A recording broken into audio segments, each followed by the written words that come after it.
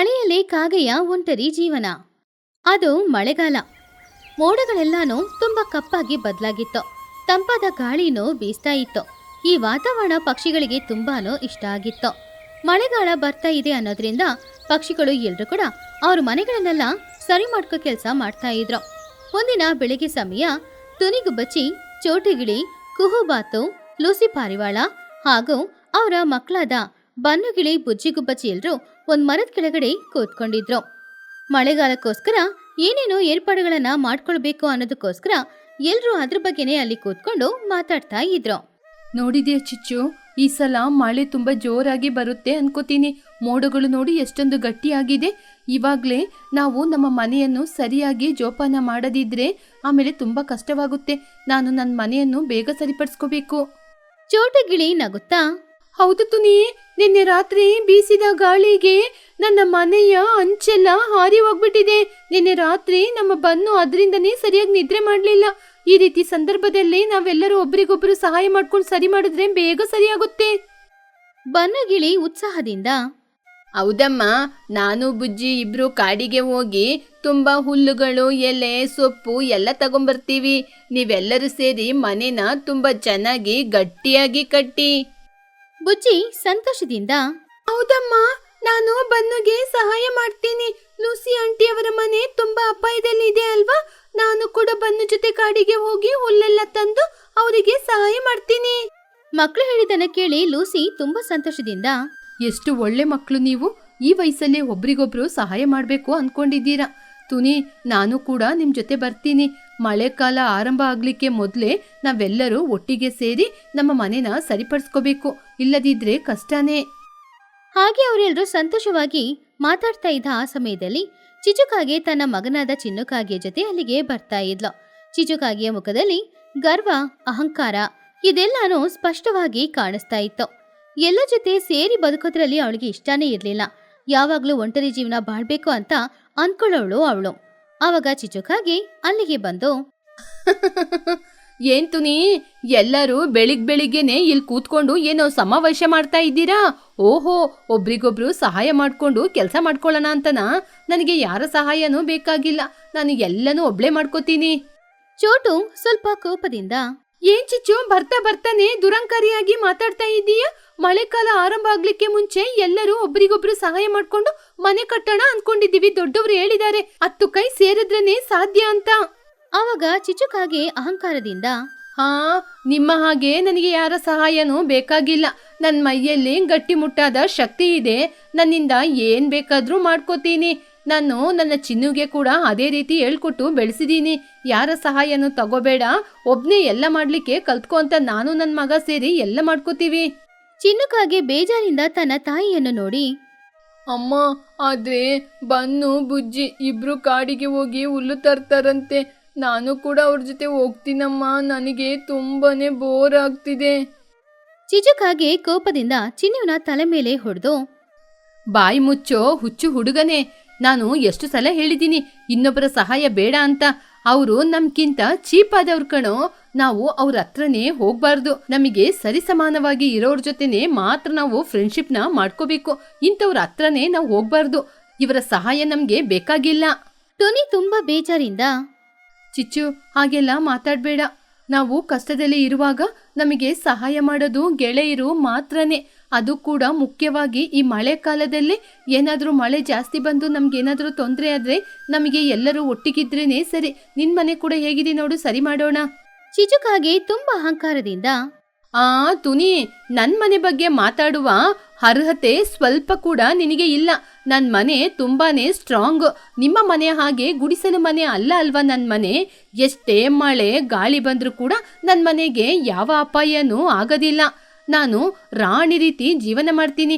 ನಿಮ್ಮ ಅವಶ್ಯಕತೆಯೆಲ್ಲ ನನಗೆ ಬೇಕಾಗಿರಲ್ಲ. ಚಿಚುಕಾಗೆ ತನ್ನ ಮಗನಾದ ಚಿನ್ನುಕಾಗೆ ಕೈಯನ್ನ ಹಿಡ್ಕೊಂಡು ಗಟ್ಟಿಯಾಗಿ ಎಳ್ಕೊಂಡು ಹೋಗ್ತಾ ಇದ್ಲು. ಪಾಪ ಚಿನ್ನು ಹಿಂದೆ ತಿರುಗಿ ನೋಡಿ ಬುಜ್ಜಿ ಹಾಗೂ ಬನ್ನೂನ ನೋಡಿ ಅಳ್ತಾ ಹೋಗ್ತಾ ಇದ್ದ.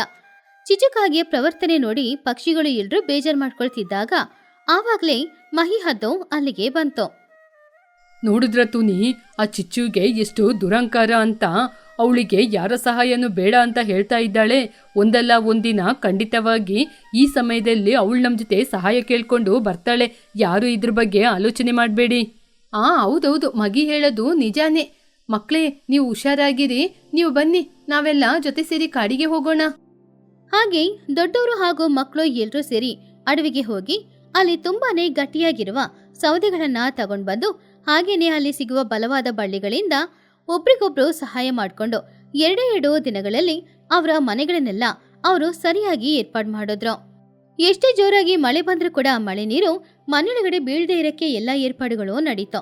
ಆದ್ರೆ ಇನ್ನೊಂದ್ ಕಡೆ ಚಿಚುಕಾಗೆ ಯಾವುದೇ ಕೆಲಸನೂ ಮಾಡದೆ ಕೂತ್ಕೊಂಡಿದ್ಲು. ಅವಳ ಮನೆ ಪರಿಸ್ಥಿತಿ ಹೇಗಿದೆ ಅನ್ನೋದು ಕೂಡ ಅವಳು ನೋಡ್ಲೇ ಇಲ್ಲ. ಏನಾದ್ರೂ ಏನೋ, ಯಾರು ನನ್ನ ಮನೆ ಹತ್ರ ಬರಬಾರ್ದು ಅಂತ ಅವಳು ಅಂದ್ಕೊಳ್ತಿದ್ಲು. ಚಿನ್ನುಕಾಗೆನ ಅವಳು ಹೊರಗಡೆ ಆಟಾಡಕ್ಕೂ ಕೂಡ ಕಳಿಸ್ಲೇ ಇಲ್ಲ. ಹೀಗೆ ದಿನಗಳು ಹೋಗ್ತಾ ಇತ್ತು. ಊರಿನಲ್ಲಿ ವಾತಾವರಣ ತುಂಬಾ ತಂಪಾಗಿ ಬದಲಾಗ್ತಾ ಇತ್ತು. ಒಂದಿನ ರಾತ್ರಿ ಸಮಯ ಭಯಂಕರವಾದ ಗುಡುಗು ಮಿಂಚು ಶಬ್ದದೊಂದಿಗೆ ಬಿರುಗಾಳಿಯೊಂದಿಗೆ ಮಳೆ ಸುರಿಯಕ್ಕೆ ಶುರುವಾಯಿತು. ಆ ದಿನ ರಾತ್ರಿ ಹೊಡೆದ ಗಾಳಿ ಸಾಧಾರಣ ಗಾಳಿನೂ ಅಲ್ಲ, ಬಂದ ಮಳೆ ಸಾಧಾರಣ ಮಳೆನೂ ಅಲ್ಲ. ನೋಡಕ್ಕೇನೆ ತುಂಬಾ ಭಯಂಕರವಾದ ಮಳೆ ಅದು. ಆವಾಗ ಟುನಿ ಗುಬ್ಬಚ್ಚಿ ಹಾಗೂ ಬುಜ್ಜಿ ಗುಬ್ಬಚ್ಚಿ ಅವರ ಮನೆ ಕಿಟಕಿ ಹತ್ರ ಕೂತ್ಕೊಂಡಿದ್ರು. ಅವರು ಮನೆನ ಈಗಾಗಲೇ ಸರಿ ಮಾಡ್ಕೊಂಡಿದ್ರಿಂದ ಅವ್ರ ಮನೆ ತುಂಬಾನೇ ದೃಢವಾಗಿ ಇತ್ತು. ಆವಾಗ ಟುನಿ ಹಾಗೂ ಬುಜ್ಜಿ ಕೂತ್ಕೊಂಡು, ಅಮ್ಮ, ಮಳೆ ತುಂಬಾ ಜೋರಾಗಿ ಬೀಸ್ತಾ ಇದೆ ಅಮ್ಮ. ಗಾಳಿ ಕೂಡ ತುಂಬಾ ಭಯಂಕರವಾಗಿದೆ. ನಾವೆಲ್ಲರೂ ಒಗ್ಗಟ್ಟಿನಿಂದ ಮನೆಯನ್ನು ತುಂಬಾ ಚೆನ್ನಾಗಿ ಗಟ್ಟಿಯಾಗಿ ಕಟ್ಟಿದ್ರಿಂದ ಸರಿಯಾಯ್ತು. ಇಲ್ಲದಿದ್ರೆ ಈ ಮಳೆಗೆ ನಮ್ಮ ಪರಿಸ್ಥಿತಿ ಏನಮ್ಮ? ಟುನಿ ಗುಬ್ಬಚ್ಚಿ ಮಗಳನ್ನ ತಬ್ಬಿ ಹಿಡ್ಕೊಂಡು, ಹೌದು ಬುಜ್ಜಿ, ಅದಕ್ಕೇನೆ ಹೇಳೋದು, ಅಕ್ಕಪಕ್ಕ ಮನೆಯವ್ರ ಜೊತೆ ಯಾವಾಗಲೂ ಒಗ್ಗಟ್ಟಿನಿಂದ ಯಾವ ಜಗಳನೂ ಮಾಡದೇ ಇರಬೇಕು ಅಂತ. ಆದರೆ ನನಗೆ ಆ ಚಿಚ್ಚು ಬಗ್ಗೆ ಆಲೋಚನೆ ಮಾಡಿದ್ರೆ ತುಂಬಾನೇ ಬೇಜಾರಾಗ್ತಾ ಇದೆ. ಯಾಕೆಂದ್ರೆ ಅವಳು ಒಬ್ಳೇ ಇದ್ದಾಳೆ, ಅವಳ ಮನೆ ಕೂಡ ಸರಿ ಇಲ್ಲ, ಅದಕ್ಕೆ ಅವಳು ಯೋಚನೆ ಆಗ್ತಿದೆ. ಬುಜ್ಜಿ ತುಂಬಾ ಬೇಜಾರಿಂದ, ಹೌದಮ್ಮ, ಚಿನ್ನು ಕೂಡ ಒಬ್ನೇ ಇರ್ತಾನಲ್ವಾ, ಅವನಿಗೆ ತುಂಬಾನೇ ಭಯ ಆಗಿರ್ಬೋದು. ಆದ್ರೆ ಚಿಚ್ಚು ಆಂಟಿ ಯಾರ ಸಹಾಯನೂ ಬೇಡ ಅಂತ ಹೇಳಿದ್ರಲ್ವಾ. ಈ ಕಡೆ ನಿಜವಾಗ್ಲೂ ಚಿಚುಕಾಗೆಯ ಮನೆಯ ಪರಿಸ್ಥಿತಿ ತುಂಬಾನು ಮೋಸವಾಗಿತ್ತು. ಚಿಚುಕಾಗೆ ಹಾಗೂ ಚಿನ್ನುಕಾಗೆ ಇದ್ದ ಆ ಮನೆಯಲ್ಲಿ ಇವಾಗ ಮಳೆ ನೀರು ಮನೆಯೊಳಗಡೆನೆ ಬೀಳ್ತಾ ಇತ್ತು. ಅವರು ನಿಂತ್ಕೊಂಡಿದ್ರೆ ಅವರ ಸೊಂಟದ ತನಕನೂ ನೀರು ಬರ್ತಾ ಇತ್ತು. ಚಳಿ ಹೆಚ್ಚಾಗ್ತಾ ಇತ್ತು. ಮನೆಯಲ್ಲಿದ್ದ ವಸ್ತುಗಳು ಎಲ್ಲನೂ ನೀರಿನಲ್ಲಿ ಒದ್ದೆಯಾಗಿ ವೇಸ್ಟ್ ಆಗ್ತಾ ಇತ್ತು. ಆವಾಗ ಚಿನ್ನುಕಾಗೆ ತುಂಬಾನು ಬೇಜಾರಿಂದ, ಅಮ್ಮ, ನನಗೆ ತುಂಬಾನೇ ಭಯ ಆಗ್ತಿದೆ ಅಮ್ಮ. ನಾವು ಈ ನೀರೊಳಗೆ ಮುಳುಗಿನೇ ಸತ್ತೋಗ್ಬಿಡ್ತೀವಿ ಅನ್ಸುತ್ತೆ. ನನಗೆ ತುಂಬಾ ಚಳಿ ಆಗ್ತಿದೆ, ತುಂಬಾನೇ ಹಸಿವಾಗ್ತಿದೆ. ಇವಾಗ ನಾವು ಏನಮ್ಮ ಮಾಡೋದು? ಚಿಚುಗೂ ತುಂಬಾನೇ ಚಳಿ ಆಗ್ತಾ ಇತ್ತು. ಇಲ್ಲಿ ನೋಡು ಚಿನ್ನು, ಮಳೆ ಇವಾಗ್ಲೇ ನಿಂತೋಗ್ಬಿಡುತ್ತೆ. ನೀನು ಭಯ ಪಡ್ಬೇಡ, ಎಲ್ಲನೂ ನಾನು ಸೆಟ್ ಮಾಡಿದ್ದೀನಿ, ನಾನಿದ್ದೀನಲ್ವಾ. ಆದ್ರೆ ಮಳೆ ಅಂತೂ ನಿಲ್ಲೋ ತರ ಕಾಣಿಸ್ತಾನೆ ಇಲ್ಲ. ಗ್ಯಾಪೇ ಇಲ್ಲದೆ ಮಳೆ ಬರ್ತಾನೆ ಇತ್ತು. ಮನೆಯೊಳಗಡೆ ನೀರು ಹೆಚ್ಚಾಗ್ತಾನೆ ಇತ್ತು. ಇದ್ದಕ್ಕಿದ್ದಂತೆ ಚಿಚುಕಾಗಿಗೆ ಅವಳಿಗೆ ಭಯದಿಂದಾನೋ ಇಲ್ಲ ಮಳೆ ನೀರಲ್ಲಿ ನಿಂತ್ಕೊಂಡಿರೋದ್ರಿಂದಾನೋ ಗೊತ್ತಿಲ್ಲ, ಜ್ವರ ಹೊಡೆಯಕ್ಕೆ ಶುರುವಾಯಿತು. ಅವಳಿಗೆ ಅಲ್ಲಿಂದ ಹಾರ್ಕೊಂಡು ಹೊರಗಡೆ ಹೋಗೋಕ್ಕೂ ಕೂಡ ದೇಹದಲ್ಲಿ ಬಲ ಇಲ್ಲ. ಚಿನ್ನಕ್ಕಾಗಿ ತನ್ನ ತಾಯಿಯನ್ನು ನೋಡಿ ತುಂಬಾನು ಬೇಜಾರು ಮಾಡ್ಕೊಳ್ತಿದ್ದ. ಅಮ್ಮ, ನಿಮ್ಮ ಮೈಯೆಲ್ಲ ಸುಡ್ತಾ ಇದೆ, ನಿಮಗೆ ಜ್ವರ ಬಂದಿರುವ ಆಗಿದೆ. ನಮ್ಮ ಮನೆ ಬೇರೆ ಇವಾಗ ಬೀಳುವ ಪರಿಸ್ಥಿತಿಯಲ್ಲಿದೆ ಅಮ್ಮ. ನಾನು ತುನಿ ಅತ್ತೆ ಜೊತೆ ಹೋಗಿ ಸಹಾಯ ಕೇಳಲ್ಲ, ಪ್ಲೀಸ್ ಅಮ್ಮ. ಚಿಚುಗೆ ಹುಷಾರಿಲ್ಲ ಅಂದ್ರೂ ಕೂಡ ಅವಳವಳ ಗರ್ವನ ಬಿಡ್ಲೇ ಇಲ್ಲ. ಚಿನ್ನು, ಬೇಡ ಕಣೋ ಚಿನ್ನು, ನಾನು ಅವ್ರನ್ನ ತುಂಬ ಕೇವಲವಾಗಿ ಮಾತಾಡ್ಬಿಟ್ಟೆ. ನಾವು ಈ ಮಳೆ ನೀರಲ್ಲೇ ಸತ್ರು ಸಾಯ್ಬೋದೇ ಹೊರತು ಯಾರ ಜೊತೆ ಕೂಡ ಹೋಗಿ ನಾವು ಸಹಾಯ ಬೇಕು ಅಂತ ಕೇಳಬಾರ್ದು. ಹಾಗೆ ಒಂದು ವೇಳೆ ಕೇಳಿದ್ರೆ ನನ್ನ ಮರ್ಯಾದೆ ಹೋಗ್ಬಿಡುತ್ತೆ ಕಣೋ. ಚಿನ್ನುಕಾಗೆ ಅಳುತ್ತಾ, ನಿಮ್ಮ ಗರ್ವದ ಮುಂದೆ ನಮ್ಮ ಪ್ರಾಣ ಮುಖ್ಯ ಅಲ್ವಮ್ಮ, ನೀನೇನು ಮಾತಾಡಬೇಡ. ನಾನು ಹೋಗಿ ತುನಿ ಅತ್ತೆನ ಕರ್ಕೊಂಬರ್ತೀನಿ, ನೀನು ಸುಮ್ಮನಿರಮ್ಮ. ಚಿಚುಕಾಗೆ ಎಷ್ಟು ಹೇಳಿದ್ರೂ ಕೇಳದೆ ಹುಷಾರಿಲ್ಲದೆ ಇರುವ ತಾಯಿನ ಮನೆಯಲ್ಲೇ ಬಿಟ್ಟು ತಾಯಿಯ ಪ್ರಾಣ ಕಾಪಾಡೋದಕ್ಕೋಸ್ಕರ ಆ ಬಿರುಗಾಳಿಯಲ್ಲಿ ಗುಡುಗು ಮಿಂಚು ಶಬ್ದದಲ್ಲಿ ಮಳೆ ಬರ್ತಾ ಇದ್ದಾಗ ಚಿನ್ನು ಧೈರ್ಯದಿಂದ ಹೊರಗಡೆ ಬಂದ. ಅವನು ಅಲ್ಲಿಂದ ಹಾರ್ಕೊಂಡು ತುನಿ ಗುಬ್ಬಚ್ಚಿಯ ಮನೆಯ ಹತ್ತಿರ ಹೋಗಿ ನಿಂತ್ಕೊಂಡು ಬಾಗಿಲನ್ನ ತಟ್ಟಿ ಈ ರೀತಿ ಹೇಳ್ದ, ಚಿಕ್ಕಮ್ಮ, ತುನಿ ಚಿಕ್ಕಮ್ಮ, ಬಾಗಿಲು ತೆಗಿಯಮ್ಮ, ನನ್ನ ಕಾಪಾಡಿ, ನಮ್ಮ ಅಮ್ಮನನ್ನು ಕಾಪಾಡಿ. ಚಿನ್ನು ಕರೆದಾಗ ಆ ಶಬ್ದ ಕೇಳಿ ಮನೆಯೊಳಗಡೆಯಿಂದ ತುನಿ ಹಾಗೂ ಬುಜ್ಜಿ ಇಬ್ರು ತಕ್ಷಣ ಮನೆಯಿಂದ ಹೊರಗಡೆ ಬಂದು ನೋಡಿದಾಗ ಅಲ್ಲಿ ಮಳೆಯಲ್ಲಿ ಸಂಪೂರ್ಣವಾಗಿ ಒದ್ದೆಯಾಗಿ ನಡುಗ್ತಾ ಇದ್ದ ಚಿನ್ನನ ನೋಡಿ ತಕ್ಷಣ ಅವನನ್ನ ಅವರಿಬ್ರು ಸೇರಿ ಮನೆಯೊಳಗಡೆ ಕರ್ಕೊಂಡು ಹೋದ್ರು. ಚಿನ್ನು, ನನ್ನ ಮಗನೇ, ಏನಪ್ಪ ಆಯ್ತು? ಇಷ್ಟೊಂದು ಮಳೆಯಲ್ಲಿ ಅರ್ಧ ರಾತ್ರಿಯಲ್ಲಿ ಒಬ್ಬನೇ ಬಂದಿದೀಯಾ? ಹೌದು, ನಿಮ್ಮಮ್ಮ ಎಲ್ಲಿ? ಆವಾಗ ಚಿನ್ನುಕಾಗಿ ಜೋರಾಗಿ ಅಳುತ್ತಾ, ಚಿಕ್ಕಮ್ಮ, ಮಳೆ ಜಾಸ್ತಿ ಆಗಿರೋದ್ರಿಂದ ನಮ್ಮ ಮನೆ ಎಲ್ಲ ಕುಸಿದು ಬಿದ್ದಿದೆ. ನಮ್ಮ ಅಮ್ಮನಿಗೆ ತುಂಬಾನೇ ಜ್ವರ ಹೊಡಿತಿದೆ. ನಮ್ಮ ಅಮ್ಮನಿಗೆ ಎದ್ದೇಳಕ್ಕೆ ಸಾಧ್ಯ ಆಗ್ತಾ ಇಲ್ಲ. ನಾನು ಯಾರ ಜೊತೆ ಆದ್ರೂ ಹೋಗಿ ಸಹಾಯ ಕೇಳೋಣ ಅಂದ್ರೆ ಯಾರ ಸಹಾಯನೂ ಕೇಳಬೇಡ ಅಂತ ಬೇರೆ ಹೇಳ್ಬಿಟ್ರು. ಬನ್ನಿ, ನಮ್ಮ ಅಮ್ಮನ ಕಾಪಾಡಿ ಚಿಕ್ಕಮ್ಮ. ಪಾಪ ಟುನಿ ಕಣ್ಣಲ್ಲಿ ಕಣ್ಣೀರ್ ಬಂತು. ಚಿನ್ನು, ಅಳ್ಬೇಡಪ್ಪ, ನಾವೆಲ್ಲ ಇದ್ದೀವಲ್ವಾ. ಬುಜ್ಜಿ, ಮೊದಲು ಚಿನ್ನುವಿಗೆ ಒಂದು ಬಟ್ಟೆ ಕೊಡು. ನಾನು, ಲೂಸಿ ಎಲ್ಲರೂ ಹೋಗಿ ಚಿಚ್ಚು ಹೇಗಿದ್ದಾಳೆ ಅಂತ ನೋಡ್ಕೊಂಬರ್ತೀವಿ. ಟುನಿಗುಬ್ಬಚ್ಚಿ ತಕ್ಷಣ ಅವಳ ಗೆಳತಿಯರನ್ನ ನೋಡಕ್ ಹೋದ್ಲು. ಲೂಸಿ ಹಾಗೂ ಚೋಟುವಿನ ಹತ್ತಿರ ಚಿಚುಕಾಗೆ ಮನೆಯ ಪರಿಸ್ಥಿತಿಯನ್ನ ಹೇಳಿದ್ರು. ಅದನ್ನು ಕೇಳಿದಾಗ ಇಲ್ಲಿವರೆಗೂ ಚಿಚು ಮೇಲೆ ಇದ್ದ ಕೋಪ, ದ್ವೇಷ ಎಲ್ಲವನ್ನು ಕೂಡ ಅವರಿಬ್ರು ಕೂಡ ಮರ್ತೋದ್ರು. ಅಯ್ಯಯ್ಯೋ, ಬನ್ನಿ, ನಾವು ತಡ ಮಾಡೋದು ಬೇಡ. ನಾವು ತಡ ಮಾಡಿದಷ್ಟು ಚಿಚ್ಚುವಿಗೆ ಏನಾದರೂ ಅಪಾಯ ಆಗ್ಬೋದು. ಲೂಸಿ, ನಾವು ಹೋಗಿ ಚಿಚ್ಚುನ ಕರ್ಕೊಂಬರ್ತೀವಿ. ನೀನು ಅವಳಿಗೋಸ್ಕರ ಬಿಸಿ ನೀರೆಲ್ಲ ರೆಡಿ ಮಾಡಿ ಇಡು. ಸರಿ ಚೋಟು, ನೀವು ಹುಷಾರಾಗಿ ಹೋಗಿ ಬನ್ನಿ. ಮಳೆ ಗಾಳಿ ತುಂಬಾ ಜಾಸ್ತಿ ಇದೆ. ಟುನಿ ಹಾಗೂ ಚೋಟು ಇಬ್ರು ತಕ್ಷಣ ಅಲ್ಲಿಂದ ಹೊರಟು ಚಿಚುಕಾಗೆಯ ಮನೆಗೆ ಹೋದ್ರು. ಚಿಚುಕಾಗೆ ಮನೆಗೆ ಹೋಗಿ ನೋಡಿದಾಗ ತುಂಬಾನು ಹುಷಾರಿಲ್ದೆ ಪಾಪ ಚಿಚುಕಾಗೆ ಒಂದು ಮೂಲೆಯಲ್ಲಿ ಮಂಚದಲ್ಲಿ ಮಲ್ಕೊಂಡಿದ್ಲು. ಮನೆ ಇಡೀ ತುಂಬಾನು ನೀರ್ ಬೇರೆ ಇತ್ತು. ಏನ್ ಮಾಡುದು ಅಂತ ಗೊತ್ತಿಲ್ದೆ ಅವರಿಬ್ರು ಚಿಚ್ಚುನ ನೋಡಿ ಬೇಜಾರಿಂದ, ಚಿಚ್ಚು, ಎದ್ದೇಳು ಚಿಚ್ಚು, ಕಣ್ ತೆರೆದು ನೋಡು, ನಾವೆಲ್ಲ ಬಂದಿದ್ದೀವಿ, ನಿನಗೇನು ಆಗಲ್ಲ, ನಾವಿದ್ದೀವಿ. ಚಿಚುಕಾಗೆ ಮೆಲ್ಲೆ ಕಣ್ಬಿಟ್ಟು ಅವರಿಬ್ರನ್ನ ನೋಡಿ, ತುನಿ, ಚೋಟು, ನೀವ್ ಯಾಕೆ ಇಲ್ಲಿ ಬಂದ್ರಿ? ನಾನು ನಿಮ್ನ ಎಷ್ಟು ಬೈತಾ ಇದ್ದೆ. ನಾನು ಎಲ್ಲೇ ಸಾಯ್ತೀನಿ, ನಾನು ಎತ್ಕೊಂಡೋಗಿ ಕಾಪಾಡಬೇಡಿ. ಚೋಟು ಕೋಪದಿಂದ ಪ್ರೀತಿಯಿಂದ, ಚಿಚ್ಚು, ಹುಚ್ಚುಚ್ಚಾಗಿ ಮಾತಾಡ್ಬೇಡ. ಏನೇ ಮಾತಾಡಿದ್ರು ನೀನಮ್ಮ ಗೆಳತಿ, ನಿನಗೆ ಏನಾದ್ರೂ ಆಗಕ್ಕೆ ನಾವು ಬಿಟ್ಬಿಡ್ತೀವಾ? ಚೋಟುಗಿಳಿ ಹಾಗೂ ಟುನಿಗುಬ್ಬಚ್ಚಿ ಇಬ್ರು ತುಂಬಾನೇ ಕಷ್ಟಪಟ್ಟು ಅವರ ಭುಜದ ಮೇಲೆ ಚಿಚುಕಾಗೆನ ಎತ್ಕೊಂಡು ಅವರ ಮನೆಗೆ ಹೋದ್ರು. ಅಲ್ಲಿ ಈಗಾಗಲೇ ಇದ್ದ ಲೂಸಿ ಪಾರಿವಾಳ ತಕ್ಷಣ ಒಂದು ಟವಲ್ ತಗೊಂಡು ಬಂದು ಕೊಟ್ಟು ಚಿಚುಕಾಗೆಯ ಮೈಯೆಲ್ಲ ಒರೆಸಿ ಅವಳಿಗೆ ಹೊತ್ಕೊಳ್ಳೋಕ್ಕೆ ಒಂದು ಬೆಡ್ಶೀಟ್ ಕೂಡ ಕೊಟ್ಲು. ಟುನಿ ತಕ್ಷಣ ಒಳಗಡೆ ಹೋಗಿ ಬಿಸಿ ಬಿಸಿಯಾದ ಗಂಜಿ ಮಾಡಿ ಚಿಚುಕಾಗೆಗೆ ಕುಡಿಯಕ್ಕೆ ಕೊಟ್ಲು. ಚಿಚು ಆ ಬಿಸಿ ಬಿಸಿ ಗಂಜಿ ಕುಡಿದ ಮೇಲೆ ಇವಾಗ ಅವಳಿಗೆ ಜ್ವರ ಸ್ವಲ್ಪ ಕಡಿಮೆಯಾದ ಹಾಗೆ ಇತ್ತು. ಮಕ್ಕಳು ಕೂಡ ಅವಳ ಪರಿಸ್ಥಿತಿಯನ್ನ ನೋಡಿ ತುಂಬಾನು ಬೇಜಾರು ಮಾಡ್ಕೊಳ್ತಿದ್ಲು. ಚಿಚು ಅವಳಿಗೆ ಸಹಾಯ ಮಾಡಿದ ಚೋಟು, ಲೂಸಿ, ಮಕ್ಕಳು, ಟುನಿ ಎಲ್ಲನ್ನ ನೋಡಿ ತುಂಬಾನು ಬೇಜಾರು ಮಾಡ್ಕೊಂಡ್ಲು. ನನ್ನನ್ನು ಕ್ಷಮಿಸಿ ಗೆಳೆಯರೆ. ನಾನು ಎಷ್ಟೋ ಸಲ ನಿಮ್ಮನ್ನ ಎಷ್ಟೋ ಬೈದಿದ್ದೀನಿ, ಆದರೆ ನೀವು ಅದನ್ನ ಯಾವುದೂ ಮನಸ್ಸಲ್ಲಿ ಇಟ್ಕೊಳ್ದೆ ಇವತ್ತು ನೀವು ನನ್ನ ಕಾಪಾಡಿದ್ದೀರಾ. ನನ್ನನ್ನು ಕ್ಷಮಿಸಿ. ಆದರೆ ಇವತ್ತು ನೀವೇ ಇಲ್ಲದಿದ್ರೆ ಈ ಮಳೆಯಲ್ಲಿ ನಾನು ನನ್ನ ಮಗ ಸತ್ತೋಗ್ತಾ ಇದ್ದೋ. ನನ್ನ ಗರ್ವನೇ ಈ ಪರಿಸ್ಥಿತಿಗೆ ಕಾರಣ. ಟುನಿ ಚಿಚುವಿನ ಕಣ್ಣೀರನ್ನ ಒರೆಸ್ಕೊಂಡು, ಚಿಚ್ಚು, ಚಿಂತೆ ಮಾಡಬೇಡ. ನಡೆದಿದ್ದೇನೋ ನಡೆದೋಯ್ತು. ಅದಕ್ಕೆ ಅಂತ ಅದ್ರ ಬಗ್ಗೆನೇ ಆಲೋಚನೆ ಮಾಡ್ಕೊಂಡಿದ್ರೆ ಚೆನ್ನಾಗಿರುತ್ತಾ? ನಾವು ಪಕ್ಷಿಗಳು, ಒಬ್ಬರಿಗೊಬ್ಬರು ಸಹಾಯ ಮಾಡ್ಕೊಂಡಿದ್ರೆ ಮಾತ್ರ ಜೀವನ ಮಾಡಲು ಸಾಧ್ಯ. ನೀನು ನಡೆದಿದ್ದೆಲ್ಲ ಮರ್ತ್ಬಿಡು. ಹೌದು ಚಿಚ್ಚು, ನಡೆದಿದ್ದೇನೋ ನಡೆದೋಯ್ತು. ಅದ್ರ ಬಗ್ಗೆ ಇನ್ ಮುಂದೆ ಆಲೋಚನೆ ಮಾಡ್ಕೊಂಡಿರ್ಬೇಡ. ಎಲ್ಲರೂ ಒಟ್ಟಿಗೆ ಇದ್ರೆ ಮಾತ್ರ ಏನ್ ಬೇಕಾದ್ರೂ ಸಾಧನೆ ಮಾಡ್ಬೋದು. ನಿನ್ ಮನೆ ಬಿದ್ದೋಗಿದೆ ಅಲ್ವಾ, ನಾಳೆಯಿಂದನೇ ಮನೆಯನ್ನು ಸರಿ ಮಾಡೋಣ. ಹೌದಮ್ಮ, ತುನಿ ಆಂಟಿ, ಚೋಟು ಆಂಟಿ ಎಲ್ಲರೂ ಒಳ್ಳೆಯವರು. ನಾಳೆಯಿಂದ ಬುಜ್ಜಿ ಬನ್ನು ಜೊತೆ ನನ್ನ ಕೂಡ ಆಟಾಡೋಕ್ಕೆ ಬಿಡಿ ಅಮ್ಮ. ಚಿಚುಕಾಗೆ ನಗುತ್ತಾ ಚಿನ್ನನ ಗಟ್ಟಿಯಾಗಿ ಹಿಡ್ಕೊಂಡು, ಸರಿ ಮಗ್ನೆ, ನಾನು ಮಾಡಿದ ತಪ್ಪನ್ನು ಮತ್ತೆ ಇನ್ಮುಂದೆ ಮಾಡೋದಿಲ್ಲ. ನಾವು ಎಲ್ಲರೂ ಒಗ್ಗಟ್ಟಿನಿಂದ ಒಂದೇ ಕುಟುಂಬವಾಗಿ ಜೀವನ ಮಾಡೋಣ. ಲೂಸಿ ಪಾರಿವಾಳ ತಟ್ಟೆಯಲ್ಲಿ ಅನ್ನ ಹಾಕೊಂಡು ತಗೊಂಡ್ ಬಂದ್ ಕೊಟ್ಟು, ಸರಿ, ಈ ಸಂತೋಷದ ಜೊತೆಗೆ ಎಲ್ಲರೂ ಬಿಸಿ ಬಿಸಿ ಊಟ ಮಾಡೋಣ. ಚಿನ್ನು ಬೇರೆ ಹಸಿವಲಿದ್ದಾನೆ. ಚಿಚ್ಚು, ಬಾ, ನೀನ್ ಕೂಡ ಮೊದಲು ಊಟ ಮಾಡು. ಹಾಗೆ ಆ ದಿನ ಮಳೆ ಬರ್ತಾ ಇದ್ರು, ಹೊರಗಡೆ ತಂಪಾಗಿದ್ರು ಕೂಡ ಪ್ರೀತಿ ವಾತ್ಸಲ್ಯದಿಂದ ಟುನಿಯ ಮನೆ ತುಂಬಾನೇ ಬೆಚ್ಚಗಿತ್ತು. ಎಲ್ರೂ ಸಂತೋಷವಾಗಿ ಊಟ ಮಾಡ್ಕೊಂಡು ಮಾತಾಡ್ತಾ ಇದ್ರು. ಮಕ್ಕಳು ಎಲ್ರೂ ಕೂಡ ಸಂತೋಷವಾಗಿ ಟುನಿಯ ಮನೆಯೊಳಗಡೆ ಆಟಾಡ್ಕೊಳ್ತಾ ಇದ್ರು. ಚಿಚುವಿಗೆ ಆ ದಿನ ತುಂಬಾನು ಇಷ್ಟ ಆಗಿತ್ತು. ಎಲ್ಲ ಜೊತೆ ಕೂತ್ಕೊಂಡು ಮಾತಾಡೋದು, ಎಲ್ಲ ಜೊತೆ ಸೇರಿ ನಗಾಡೋದು ಅವಳಿಗೆ ತುಂಬಾನೇ ಹೊಸದು ಅಂತ ಅನಿಸ್ತು. ಇಷ್ಟು ದಿನ ಎಂಥ ಸಂತೋಷವನ್ನ ಅವಳು ಕಳ್ಕೊಂಡಿದ್ದಾಳೆ ಅನ್ನೋದನ್ನ ಅವಳು ಅರ್ಥ ಮಾಡ್ಕೊಂಡ್ಳು. ಇನ್ಮುಂದೆ ಹಾಗೆ ಇರಬಾರ್ದು, ಎಲ್ಲ ಜೊತೆನೂ ಸೇರಿ ನಾನು ಬದುಕಬೇಕು, ಆವಾಗಲೇ ಸಂತೋಷವಾಗಿರಕ್ಕೆ ಸಾಧ್ಯ ಅನ್ನೋದು ಅವಳಿಗೆ ಅರ್ಥ ಆಯಿತು. ಪಕ್ಷಿಗಳ ಗ್ರಾಮದಲ್ಲಿ ಅದು ಬೇಸಿಗೆ ಕಾಲ. ಬೇಸಿಗೆ ಕಾಲ ಅಂದ್ರೇನೆ ಎಲ್ರಿಗೂ ನೆನಪಿಗೆ ಬರೋದು ಮಾವಿನ ಹಣ್ಣು ಮಾತ್ರ. ಅದೇ ಊರಿನಲ್ಲಿದ್ದ ಚಿಚುಕಾಗೆ ಹತ್ತಿರ ದೊಡ್ಡ ಮಾವಿನ ತೋಟ ಇತ್ತು. ಆ ಮಾವಿನ ತೋಟದಲ್ಲಿ ಸುಮಾರು ಮಾವಿನ ಮರಗಳು ಇತ್ತು. ಅದರಲ್ಲಿ ಸುಮಾರು ಮಾವಿನ ಹಣ್ಣುಗಳು ಕೂಡ ಗೊಂಚಲಾಗಿ ಇತ್ತು. ಆ ಮಾವಿನ ಹಣ್ಣಿನ ಭಾರಕ್ಕೆ ಮಾವಿನ ಮರದಲ್ಲಿರುವ ಕೊಂಬೆಗಳು ಎಲ್ಲ ಕೂಡ ಕೆಳಗಡೆ ಬಗ್ಗಿ ನೋಡ್ತಾ ಇತ್ತು. ಆ ಮಾವಿನ ಹಣ್ಣಿನ ಸುವಾಸನೆ ಗಾಳಿಯಲ್ಲಿ ಹರಡ್ತಾ ಇತ್ತು. ಪಕ್ಷಿಗಳೆಲ್ರಿಗೂ ಅದನ್ನ ತಿನ್ಬೇಕು ಅನ್ನುವ ಆಸೆ ಬಂತು. ಚಿಚ್ಚು ತುಂಬಾನೇ ಒಳ್ಳೆಯವಳು. ಯಾರಿಗಾದ್ರೂ ಏನಾದ್ರೂ ಕಷ್ಟ ಅಂದ್ರೆ ಮೊದಲು ಅವಳೇ ಹೋಗಿ ನಿಲ್ತಾ ಇದ್ಲು. ಆದ್ರೆ ಅವಳು ಕಷ್ಟಪಟ್ಟು ದುಡ್ದು ಏನಾದ್ರೂ ಒಂದು ಸಂಪಾದನೆ ಮಾಡಿದ್ರೆ ಅದನ್ನ ಮಾತ್ರ ಅವಳು ಯಾರಿಗೂ ಫ್ರೀಯಾಗಿ ಕೊಡಲ್ಲ. ಅಂದ್ರೆ ಅವಳ ಮಾವಿನ ಮರದಲ್ಲಿರೋ ಮಾವಿನ ಹಣ್ಣುಗಳನ್ನ ಯಾರಿಗೂ ಅವಳು ಕೊಡಲ್ಲ. ಹಗಲು ರಾತ್ರಿ ಅವಳು ಅಲ್ಲೇ ಆ ಮಾವಿನ ತೋಟದಲ್ಲಿ ಕಾವಲು ಕಾಯ್ತಿದ್ಲು. ಅದೇ ಊರಿನಲ್ಲಿ ಚಿನ್ನು, ಬನ್ನು, ಬುಜ್ಜಿ ಅನ್ನುವ 3 ಮಕ್ಕಳು ಇದ್ರು.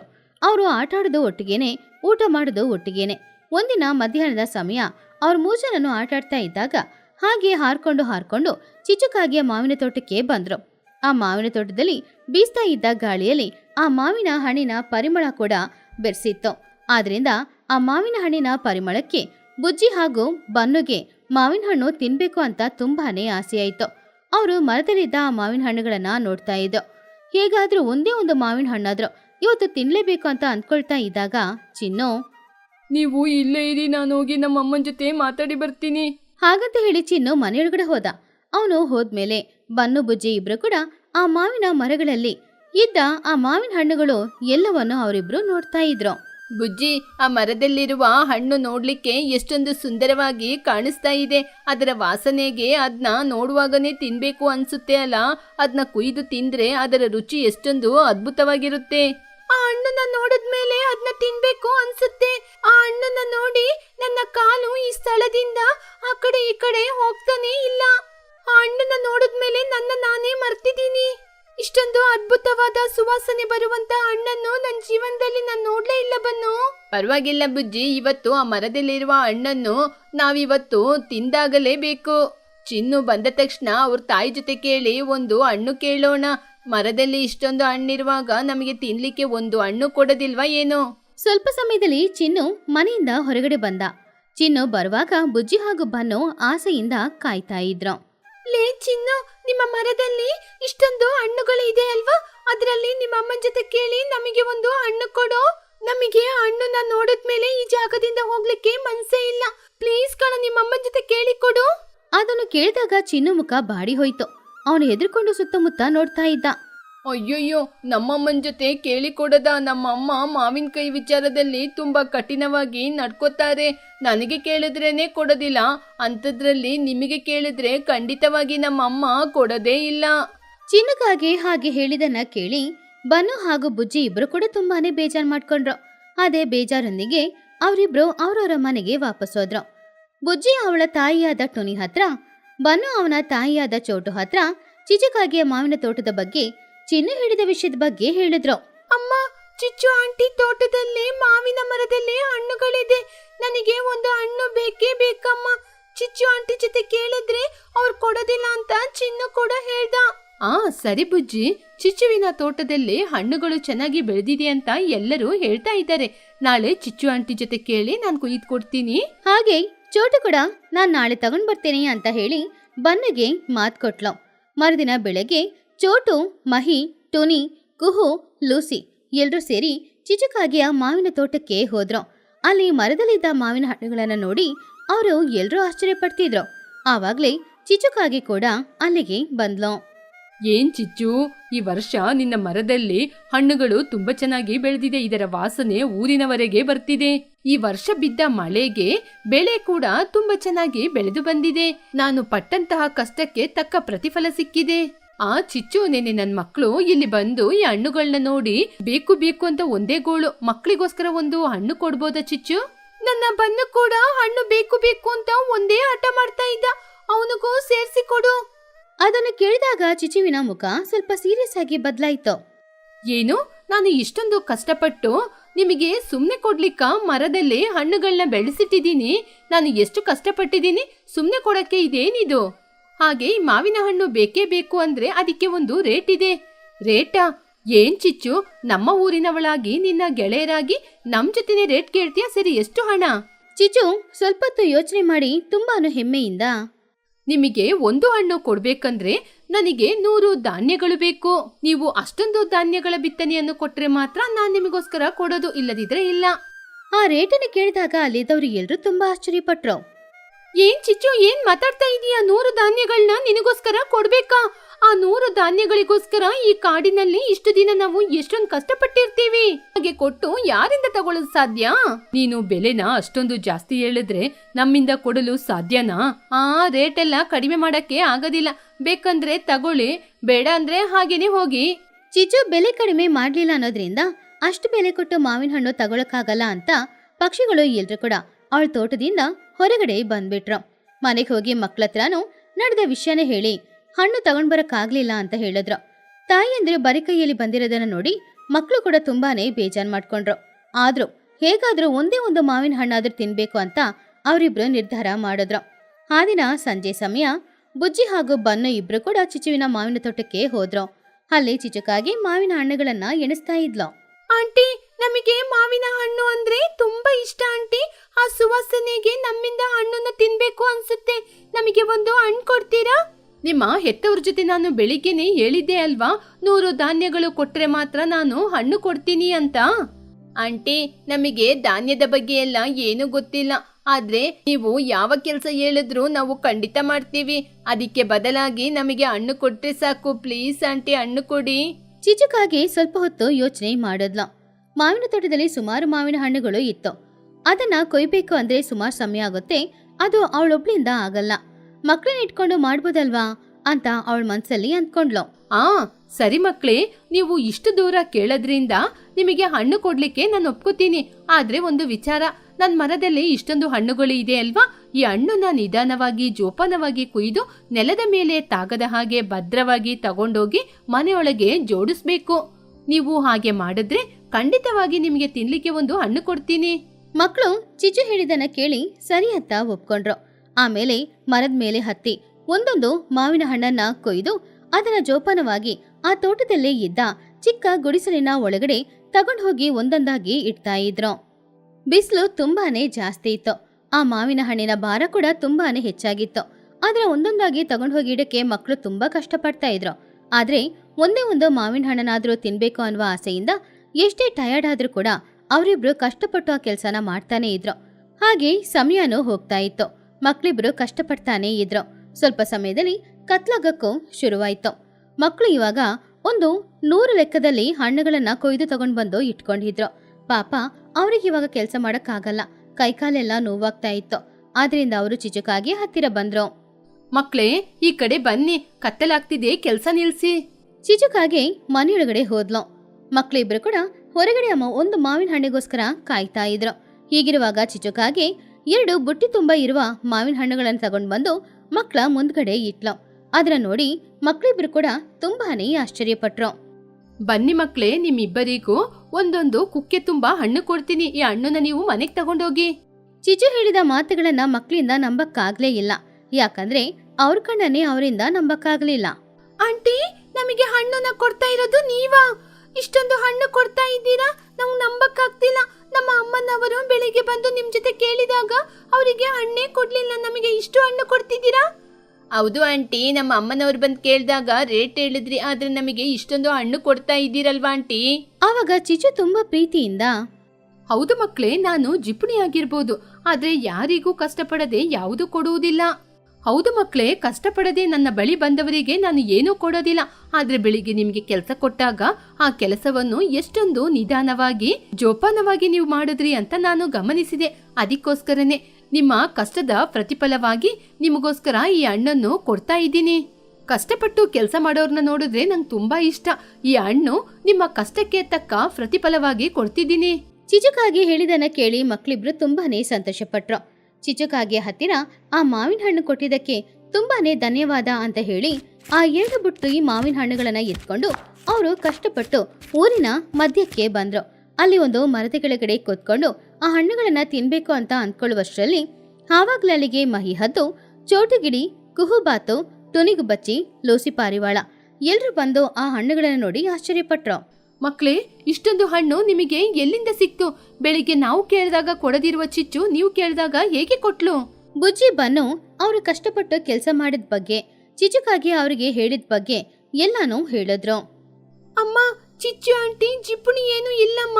ಕಷ್ಟಪಡೋರ್ನ ನೋಡಿದ್ರೆ ಅವರಿಗೆ ತುಂಬಾ ಇಷ್ಟ. ನಾವು ಕಷ್ಟಪಟ್ಟು ಕೆಲಸ ಮಾಡಿದಕ್ಕೆ ಎಷ್ಟೊಂದು ಕೊಟ್ಟಿದ್ದಾರೆ ನೋಡಿ. ಹಾಗಂತ ಹೇಳಿದಾಗ್ಲೇ ಪಕ್ಷಿಗಳು ಎಲ್ರು ಕೂಡ ಚಿಚುಕಾಗಿಯ ಬಗ್ಗೆ ಎಷ್ಟು ತಪ್ಪಾಗಿ ತಿಳ್ಕೊಂಡಿದೀವಿ ಅನ್ನೋದನ್ನ ಆ ದಿನ ಅರ್ಥ ಮಾಡ್ಕೊಂಡು ಅವರು ಎಲ್ರು ಕೂಡ ತುಂಬಾನೇ ಪಶ್ಚಾತ್ತಾಪ ಪಟ್ರು. ಬನ್ನು ಬುಜ್ಜಿ ಇಬ್ರು ಕೂಡ ಆ 2 ಬುಟ್ಟಿಯಲ್ಲಿದ್ದ ಮಾವಿನ ಹಣ್ಣುಗಳನ್ನ ಸಮಾನವಾಗಿ ಎಲ್ಲರಿಗೂ ಹಂಚಿದ್ರು. ಹಾಗೆ ಆ ದಿನ ರಾತ್ರಿಯ ಸಮಯ ತಂಪಾಗಿ ಗಾಳಿ ಬೀಸ್ತಾ ಇದ್ದ ಆ ಸಮಯದಲ್ಲಿ ಕೂತ್ಕೊಂಡು ಎಲ್ರೂ ಆ ಮಾವಿನ ಹಣ್ಣುಗಳನ್ನ ತುಂಬಾನೇ ಚೆನ್ನಾಗಿದೆ ಅಂತ ತಿಂತಾ ಇದ್ರು. ಅವರು ಕಷ್ಟಪಟ್ಟು ದುಡಿದು ತಗೊಂಡ್ ಬಂದಿರುವ ಮಾವಿನ ಹಣ್ಣುಗಳು ಅನ್ನೋದ್ರಿಂದ ರುಚಿ ತುಂಬಾನೇ ಜಾಸ್ತಿ ಇತ್ತು. ಈ ಕಥೆಯಲ್ಲಿರುವ ನೀತಿ ಏನು ಅಂದ್ರೆ, ಕಷ್ಟಪಡದೆ ಯಾವುದೂ ಸಿಗಲ್ಲ, ಹಾಗೆ ಸಿಗೋದು ಚೆನ್ನಾಗಿನೂ ಇರಲ್ಲ. ಎಲ್ಲನೂ ಫ್ರೀಯಾಗಿ ಸಿಗ್ಬೇಕು ಅಂತ ಅಂದ್ಕೊಳ್ಳೋದಕ್ಕಿಂತ ಕಷ್ಟಪಟ್ಟು ದುಡಿದು ಸಂಪಾದನೆ ಮಾಡುವಾಗ ಸಿಗೋ ಮಜಾನೇ ಬೇರೆ.